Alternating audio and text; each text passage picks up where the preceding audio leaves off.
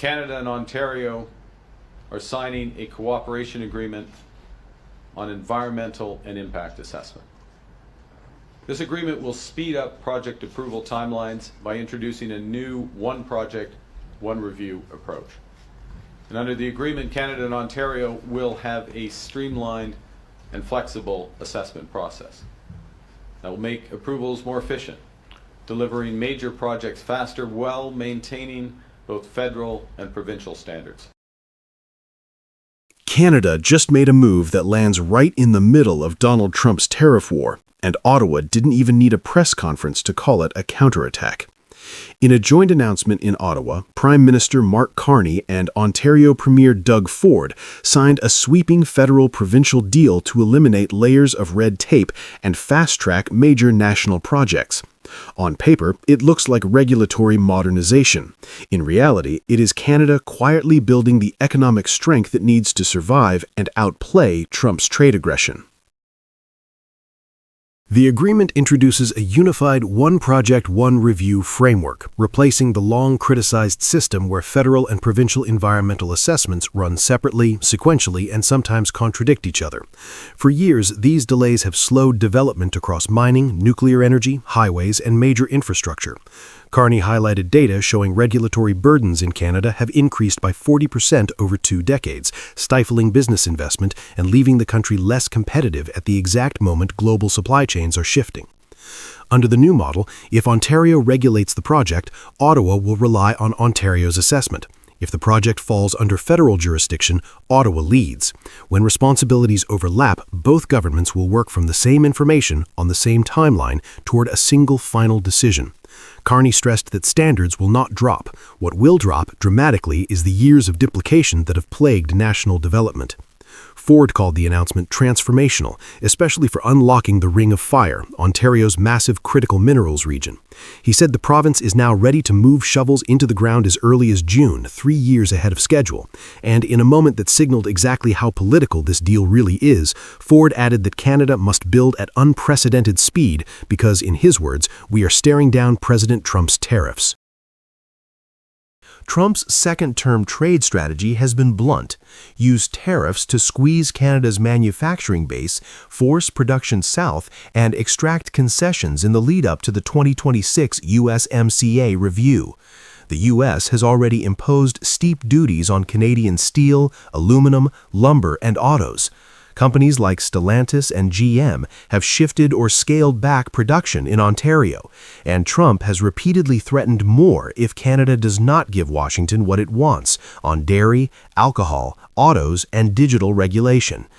But tariffs only work if the target country stays weak. Canada just signaled that it intends to become faster, more efficient, and more attractive to long-term investment, not slower and more hesitant. By accelerating approvals for mining, nuclear power, and large infrastructure, Carney is building the foundation for a stronger domestic economy that can absorb U.S. pressure instead of bending to it. One line from Carney defined the geopolitical significance of this deal. Speaking about the Ring of Fire, he said it is a potential opportunity for the United States, but not an assured opportunity. In the soft language of Canadian politics, that is a warning shot. The U.S. needs non-Chinese sources of nickel, cobalt, graphite, copper, and rare metals to support its electric vehicle supply chain, its defense sector, and its long-term industrial strategy. These minerals exist in abundance in northern Ontario, and Canada now has a mechanism to develop them at a pace the market actually requires. What Canada does not have is an obligation to sell them to America. Carney reminded reporters that Europe, Japan, and South Korea are aggressively pursuing partnerships with Canada. For Trump, who wants to localize or friend-shore every strategic supply chain, Canada's new speed threatens to become an independent power center, not a compliant resource base. This is the first time in years that Canada has walked into a U.S. negotiation holding genuinely irreplaceable leverage. Ontario is suffering the most from Trump's tariffs. Steel mills, automakers, and manufacturing towns feel the impact immediately. But instead of adopting the usual diplomatic caution, Ford spoke with a level of bluntness rarely seen from a major Canadian premier. He warned that Trump is taking direct aim at Ontario's economy and declared he would not roll over while jobs are threatened. Ford then delivered what may be the clearest articulation of Canada's position in this trade war. He said that Americans want two things above all else: Canada's critical minerals and Canada's energy. He is not wrong. U.S. refineries cannot replace Canadian heavy crude. U.S. automakers cannot meet EV standards without Canadian metals, and U.S. utilities cannot meet reliability goals without cross-border hydro and nuclear cooperation. The more Canada organizes its strength, the less Trump's tariff threats matter. One of America's biggest liabilities under Trump has been policy unpredictability. Tariffs go up, down, sideways, and across sectors with little warning. Digital data rules shift without consultation. U.S. states contradict federal priorities weekly. And companies are increasingly reluctant to build strategic capacity in a country where political volatility dictates supply chain outcomes. Canada is stepping into that vacuum. Microsoft is already expanding its AI and cloud footprint north of the border. Global pension funds have recently chosen Canada over U.S. projects because of regulatory stability. And now, with faster approvals, Canada is turning its biggest weakness, slow bureaucracy, into a competitive advantage right when U.S. instability is peaking. Carney's message was unmistakable. We cannot control what other nations do, but we can control what we choose to do. That is diplomatic shorthand for, let the U.S. play chaos, Canada will play stability. Carney was asked directly about U.S. demands heading into the USMCA review, demands that include loosening Canada's supply management system and making alcohol markets more accessible to U.S. products. His answer was calm but firm. Canada will protect its interests. Canada will seek alignment, not capitulation. And Canada will not sign any agreement that undermines national economic stability. This new federal-provincial deal strengthens his hand. When Canada can approve mines, nuclear builds, and energy corridors quickly, it becomes far less dependent on U.S. capital and far more capable of walking away from a bad deal. The stronger Canada's internal economy becomes, the less effective Trump's tariff pressure will be. This agreement may look bureaucratic, but its implications reach far beyond Ottawa and Queen's Park. Canada is rearming, not with retaliation, but with capacity. By cutting red tape, accelerating critical minerals, and building an economy capable of withstanding external pressure, Canada is rewriting the balance of power, heading into a major continental renegotiation. Trump's tariffs were meant to weaken Canada and force concessions. But if Canada keeps strengthening its economy while the U.S. keeps destabilizing its own, the leverage may shift in the opposite direction. And that leads to the question at the center of this moment. If Canada becomes the more stable, efficient, and indispensable partner in North America, will Trump still be able to dictate the terms of the economic relationship? The answer may redefine the next decade on this continent. Lumber just became the latest proof that Canada is no longer waiting for anyone, especially not Washington. With a sweeping new strategy, Ottawa has turned a long-standing vulnerability into a national advantage, positioning Canada's lumber sector for a level of independence and global reach it has never enjoyed before. As of this afternoon, there is more money coming to help maritime softwood lumber companies and workers struggling with the impact of those U.S. tariffs. The Prime Minister announced a relief package about an hour or so ago. This is something that a lot of people in New Brunswick have been watching for. We will also provide an additional $500 million to the Business Development Bank of Canada's Softwood Lumber Guarantee Program to ensure that companies have the financing and the credit support that they need to maintain and restructure their operations during this period of transformation.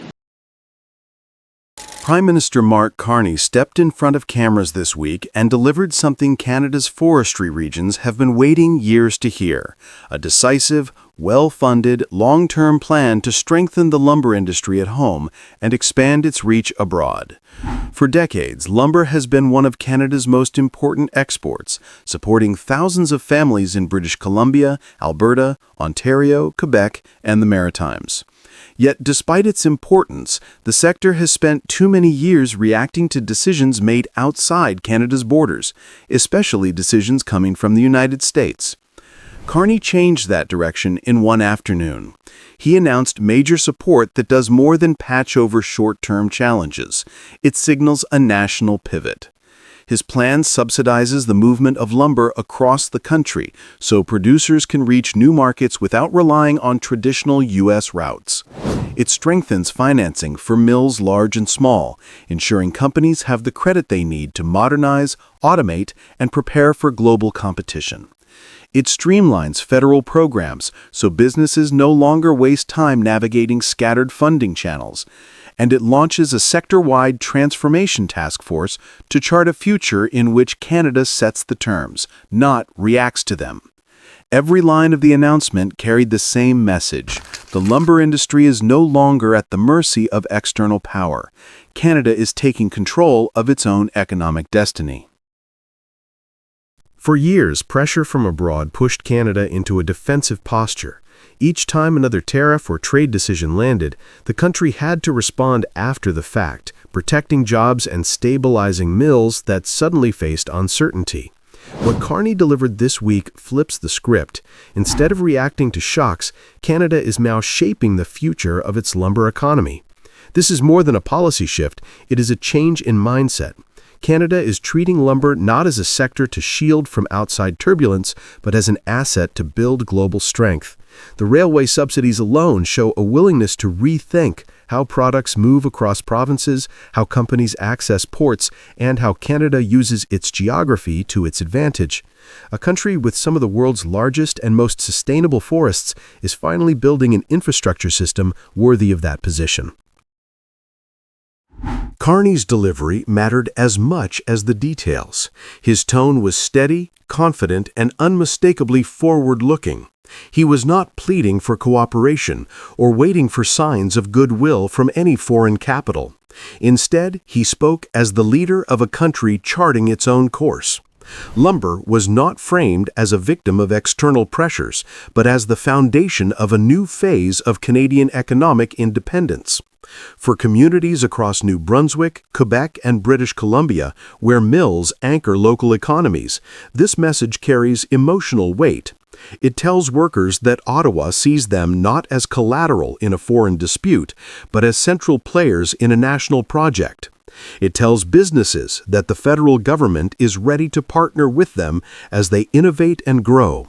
And it tells global buyers that Canada intends to remain a reliable, stable supplier of high-quality lumber long into the future. What makes this announcement even more powerful is how seamlessly it fits into Canada's broader economic framework. Carney has repeatedly committed to unlocking up to $1 trillion over the next 5 years to reshape the country's industrial base. The lumber measures announced this week are part of that ambition, not a standalone bailout, but one piece of a national transformation. Investing in forestry means investing in manufacturing, railways, ports, clean energy, indigenous partnerships, and rural development. It strengthens Canada's ability to export beyond its traditional markets and reduces over-reliance on any single partner. It creates the conditions for value-added products, from engineered wood to advanced biomaterials. And it positions Canada to benefit from a world that increasingly values sustainably sourced building materials. Lumber, in this context, becomes more than timber. It becomes a strategic pillar, a catalyst for innovation, an anchor for communities, and a symbol of Canadian resilience. One of the most striking parts of this week's announcement is how confidently Canada is presenting itself to international partners. The country is no longer signaling desperation or frustration with external pressures. Instead, it is showcasing readiness, capability, and stability. With global demand for sustainable lumber growing, Canada is uniquely positioned to take the lead. Its forests are among the most responsibly managed on Earth. Its producers have decades of expertise.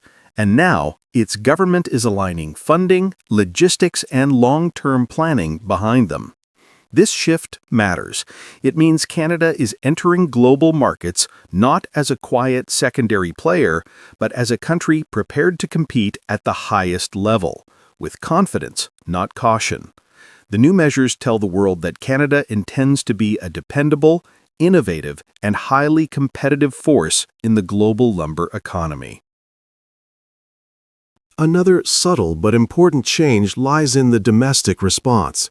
Provinces that often disagree on economic priorities found common ground on this announcement. Forestry-dependent regions see it as overdue recognition of their economic value. Investors view it as a sign of long-term stability. And national commentators are praising Ottawa for taking a firm stand and offering clarity after years of uncertainty. This unity strengthens Canada's position externally. When a country speaks with one voice, global partners take notice. And in the lumber sector, where reliability and consistency are crucial, Canada now looks more aligned and more predictable than it has in a very long time.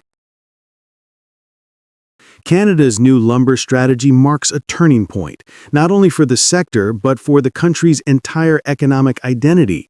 It signals a Canada that refuses to live in the shadow of external decisions, a Canada that builds its own pathways to prosperity, and a Canada that understands its strengths, from its forests to its workforce, and is finally leveraging them to full effect. The question now is not whether Canada can protect its lumber industry. The real question is how far this new confidence will carry, and which sector will be next to experience the same transformation. Canada will open a new consulate in Greenland this week. Greenland is described as an autonomous territory of Denmark, and like Canada, Donald Trump has talked about wanting to annex the huge Arctic island and its 58,000 people. Canada just delivered one of its most strategic diplomatic moves of the year, quietly, confidently, and directly in the middle of Donald Trump's favorite geopolitical fantasyland. While Trump continues to boast about how the United States should get Greenland and openly muses about acquiring the island one way or another, Greenland's own leaders have now sent a signal he cannot ignore. When Canada announced the opening of its first-ever consulate in Nuuk, a Greenland MP reacted with one single word: finally. And with that, the Arctic power game shifted.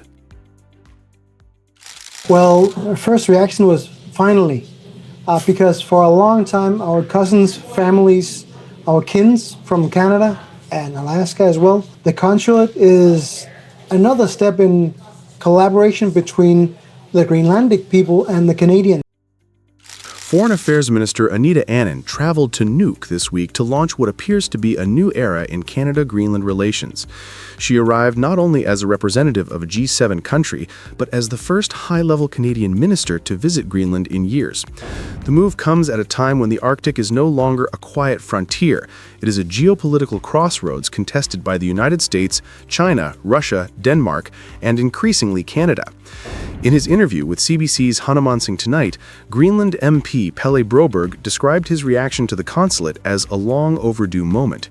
He pointed out that the Inuit of Canada, Alaska, and Greenland have shared cultural, familial, and historical connections for generations, yet their governments have lacked the kind of structured political relationship that a consulate finally makes possible. Broberg admitted he learned of the decision only a day earlier, but emphasized the symbolism and timing could not be more important. Greenland buys Canadian goods already. He even joked about how many Canadian snowmobiles the island uses. But all of those imports must travel through Denmark first, inflating costs for an already expensive place to live. And that is where this story becomes much bigger than a simple diplomatic opening. Broberg not only welcomed the Canadian presence, he also expressed a wish many Canadians may find surprising. Greenland has long wanted closer integration with North America's trade system. For years, the island looked at NAFTA and now USMCA with envy. Now, Broberg says, Canada might be the country that finally helps Greenland become part of that North American orbit. To understand why Broberg's enthusiasm matters, we have to revisit Donald Trump's Arctic obsession. From his first term onward, Trump repeatedly suggested the United States should acquire Greenland. He called it a strategic opportunity, insisted the idea was not off the table, and publicly floated buying the island as casually as one buys real estate. According to reporting from Reuters, AP, and Vanity Fair, he even hinted the U.S. could secure control one way or another. The reaction in Greenland was volcanic. Leaders described the idea as colonial, insulting, and fundamentally disrespectful to their autonomy. Denmark's prime minister dismissed Trump's proposal as absurd, triggering a diplomatic clash that lasted weeks. Trump's behavior damaged Washington's credibility in the region, and although the U.S. maintains its consulate in Nuuk and still oversees the American-run Thule Air Base, political trust has been eroding ever since. That erosion matters because geopolitics is not just about military positions or frozen coastlines. It is about trust, identity, and who listens. On this front, Trump lost Greenland years ago, and Canada has now taken a step to fill that gap. Mark Carney's foreign policy reset arrives at a moment when the Arctic is becoming one of the most contested regions on the planet. By opening a consulate in Nuuk, Canada is moving from symbolic northern rhetoric to a concrete presence, something previous governments spoke about but never executed. For Greenland, Canada offers what neither Denmark nor the United States has provided, a partner that understands Inuit ties, respects local autonomy, and sits just across the water. Broberg's "finally" reflected more than relief. It captured a sense that Canada is arriving exactly when Greenland is rethinking its economic future. With costs rising and European supply chains stretched, the island is looking west, and Canada has shown up at the right time to be taken seriously. Broberg's interview may have sounded diplomatic, but it carried a quiet warning for Washington. By praising Canada's approach and distancing himself from Trump's rhetoric, he signaled that Greenland is increasingly open to partners who treat it as an equal. His comments about separating politics from trade underscored that Greenland no longer wants to be defined by Denmark's supply routes or America's ambitions. Economic practicality now outweighs old loyalties, and Canada is stepping into that space at precisely the right moment. For the United States, especially under Trump, this shift is a reminder that Arctic influence is no longer guaranteed. If Canada plays this right, the consulate in Nuuk can be more than an office. It can be the cornerstone of a northern strategy that elevates Canada's influence in the Arctic, at a time when global powers are scrambling for position. It gives Canada a permanent diplomatic hand in a territory rich in minerals, waterways, and strategic military value. It strengthens Inuit-to-Inuit diplomacy across the Arctic. And it positions Canada as a potential bridge for Greenland into future North American trading arrangements. Most importantly, it hands Canada something it rarely has in its dealings with Washington: leverage. In the upcoming 2026 USMCA review, Canada will enter negotiations with more Arctic relevance than at any point in the last decade. Trump cannot dismiss what just happened because it intersects with every part of his agenda. He wants dominance in the Arctic. He wants control over choke points and security assets. He wants to contain China's and Russia's northern advances. And he wants the U.S. to remain the undisputed power in North America. For all of that to work, Greenland has to lean toward Washington. But now, Greenland is leaning toward Ottawa. If Canada deepens these ties through trade, infrastructure, Inuit cooperation, or energy collaboration, it will challenge Trump's long-standing assumption that the Arctic naturally falls under American influence. Trump may not say it publicly, but the symbolism is unmistakable. Canada showed up, Washington hesitated, and Greenland noticed. Canada's new consulate in Nuuk is not just a ribbon-cutting story. It is a strategic move that exposes cracks in America's Arctic diplomacy, gives Greenland new political options, and opens the door for Canada to redefine northern leadership at a moment when global competition is intensifying. Trump may try to reassert control, but Greenland's message was unmistakable. Canada is welcome, and in the Arctic, influence belongs to the nation that actually shows up. The only question now is whether the United States understands what it just lost and whether Canada is ready to capitalize on what it just gained. Millions of people across the U.S. and cities around the world took part in a new round of No Kings protests this weekend. The mass movement, spanning more than 2,500 demonstrations, drew massive crowds. Demonstrators are calling for an end to what they describe as authoritarian rule, accusing President Donald Trump of abusing his power. Across the United States, millions of protesters have filled the streets chanting a single phrase: no thrones, no crowns, no kings. The No Kings movement has become the loudest cry of defiance against President Donald Trump's second-term agenda. What began as a small rally in June has evolved into more than 2,500 coordinated demonstrations across major cities and capitals around the world. Their message is simple: America will not bow to authoritarian rule. But this unrest isn't only about politics. It's about a country under strain, an economy weighed down by tariffs, inflation, and a government that's been shut for weeks. Behind the roar of the protests lies a growing realization that Trump's America First experiment is beginning to unravel from within. And just across the northern border, Canada is rewriting the rules of the very trade war Trump started. While he tries to tighten his grip, Ottawa is quietly turning restraint into leverage and exposing how his grand economic gamble may be collapsing under its own weight. The protests didn't emerge from nowhere. They are the product of a country stretched thin. The U.S. is entering its fourth government shutdown in less than 6 years as Congress battles over healthcare cuts and immigration policy. Federal workers are furloughed, agencies paralyzed, and ordinary families left uncertain about paychecks. Meanwhile, the economy that Trump once called unbeatable is losing its shine. The International Monetary Fund estimates U.S. growth at roughly 2% in 2025, but that modest figure hides deeper problems. The national deficit has ballooned to 6.5% of GDP, and investors are fleeing the dollar. This month, gold hit a record $4,300 per ounce, a signal that markets no longer see U.S. debt as a safe bet. Political anger and economic anxiety now feed one another. Trump's critics say his obsession with power, controlling the Fed, silencing the press, weaponizing tariffs, has turned America's greatest asset, its stability, into a source of risk. The No Kings rallies have become a mirror of that unease, a society demanding accountability from a government that increasingly rules by decree.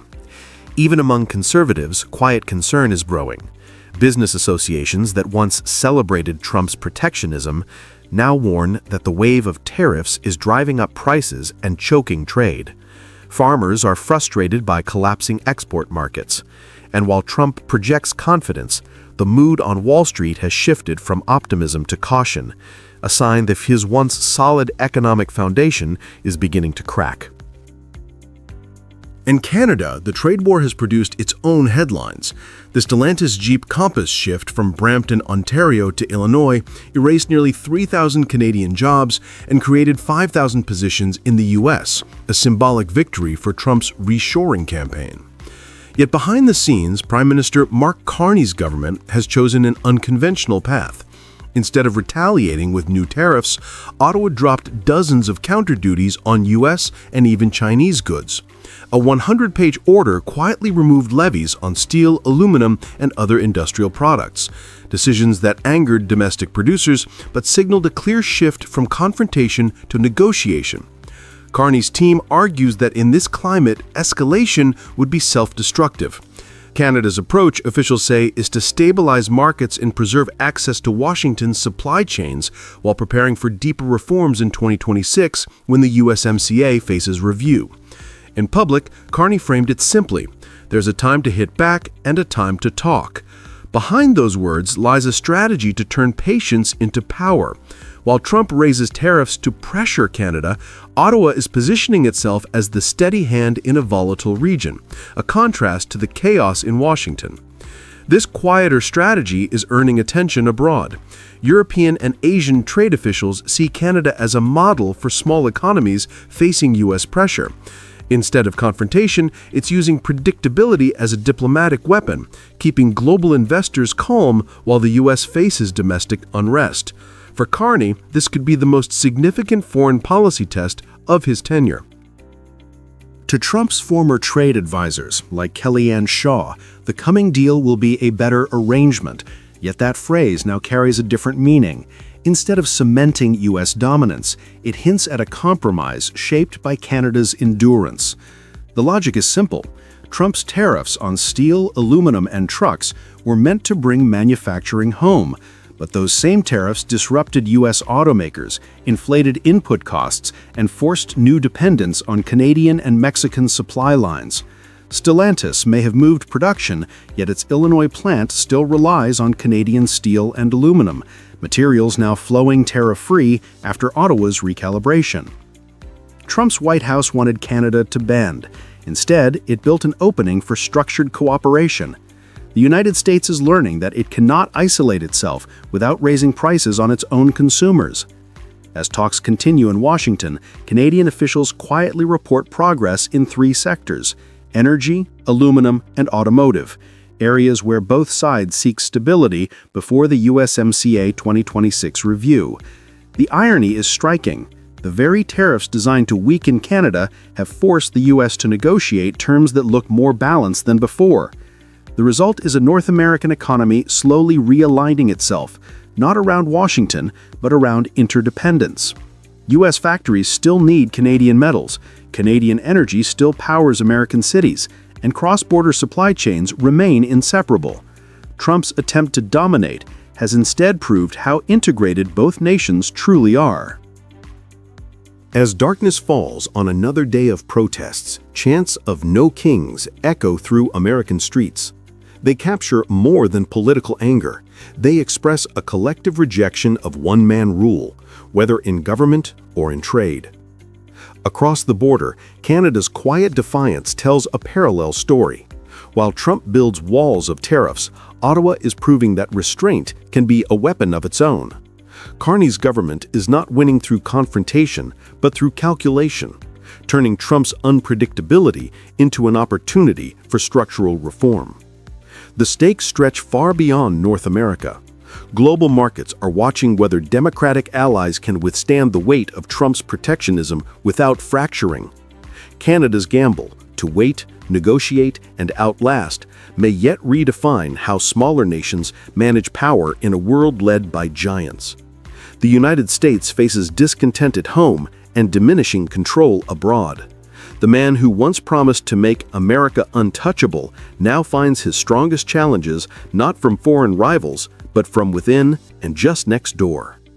The No Kings movement may have started as a protest, but its spirit extends far beyond Washington. It's a reminder that in every system built on power, eventually, the subjects stop bowing.